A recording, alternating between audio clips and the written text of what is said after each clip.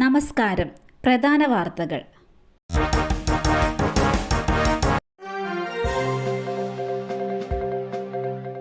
സംസ്ഥാനത്ത് വർദ്ധിച്ചുവരുന്ന ക്രൂര അതിക്രമങ്ങൾ സഭ നിർത്തിവെച്ച് ചർച്ച ചെയ്യും.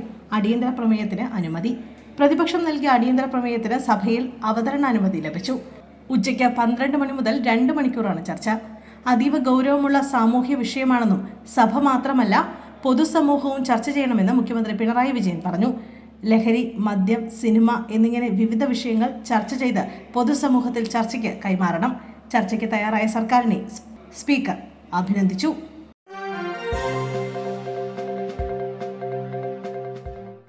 പ്രതിഭ MLAയുടെ മകനെതിരായ കഞ്ചാവ് കേസ്. മൊഴിമാറ്റി സാക്ഷികൾ. തകഴി സ്വദേശികളായ 2 സാക്ഷികളാണ് മൊഴിമാറ്റിയത്. MLAയുടെ മകൻ കനിവ് കഞ്ചാവ് ഉപയോഗിക്കുന്നത് തങ്ങൾ കണ്ടിട്ടില്ല എന്നാണ് എക്സൈസ് അസിസ്റ്റന്റ് കമ്മീഷണർ മുമ്പാകെ ഇവർ പുതിയ മൊഴി നൽകിയിരിക്കുന്നത്. അന്വേഷണ റിപ്പോർട്ട് എക്സൈസ് കമ്മീഷണർക്ക് കൈമാറിയിരുന്നു.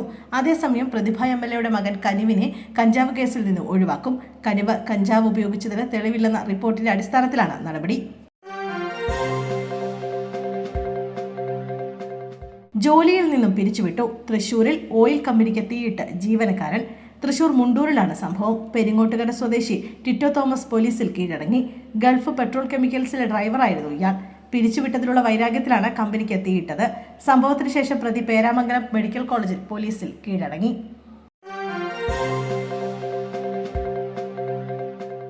ഭാര്യയെ കൊലപ്പെടുത്തി, പിന്നാലെ സ്വയം വെടിയുതിർത്ത് ജീവനൊടുക്കി.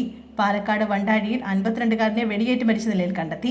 വണ്ടാഴി ഏറാട്ടുകുളമ്പ് വീട്ടിൽ കൃഷ്ണകുമാറാണ് മരിച്ചത്. 52 വയസ്സായിരുന്നു. ഇന്ന് രാവിലെ വീട്ടിൽ വെച്ചായിരുന്നു സംഭവം. സ്വയം വെടിയുതിർത്തതാണ് നിഗമനം. കോയമ്പത്തൂരിൽ നിന്ന് ഇന്ന് രാവിലെയാണ് കൃഷ്ണകുമാർ വണ്ടാഴിയിലെത്തിയത്. വാഹനത്തിലുണ്ടായിരുന്ന പിസ്റ്റൾ ഉപയോഗിച്ച് വെടിയുതിർക്കുകയായിരുന്നുവെന്നാണ് നിഗമനം. കോയമ്പത്തൂരിൽ വെച്ച് ഭാര്യയെ ഇന്ന് രാവിലെ കൊലപ്പെടുത്തിയ ശേഷം വണ്ടാഴിയിലെ വീട്ടിലെത്തി കൃഷ്ണകുമാർ ആത്മഹത്യ ചെയ്യുകയായിരുന്നു. ഭാര്യ സംഗീതയാണ് കൃഷ്ണകുമാർ കൊലപ്പെടുത്തിയത്. കുടുംബ പ്രശ്നങ്ങളെ തുടർന്നായിരുന്നു കൊലപാതകം. കണ്ണൂർ മുൻ ADM നവീൻ ബാബുവിന്റെ മരണത്തിൽ CBI അന്വേഷണമില്ല. CBI അന്വേഷണം ആവശ്യപ്പെട്ട് നവീൻ ബാബുവിന്റെ ഭാര്യ മഞ്ജുഷ നൽകിയ ഹർജി ഹൈക്കോടതി ഡിവിഷൻ ബെഞ്ച് തള്ളുകയായിരുന്നു. CBI അന്വേഷണം വേണ്ട എന്ന് തന്നെയാണ് ഹൈക്കോടതി ഡിവിഷൻ ബെഞ്ചും തീരുമാനിച്ചിരിക്കുന്നത്.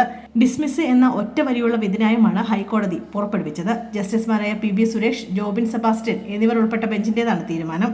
ഇതിന്മേൽ വിശദമായ വാദം നേരത്തെ ഹൈക്കോടതി ഡിവിഷൻ ബെഞ്ച് കേട്ടിരുന്നു.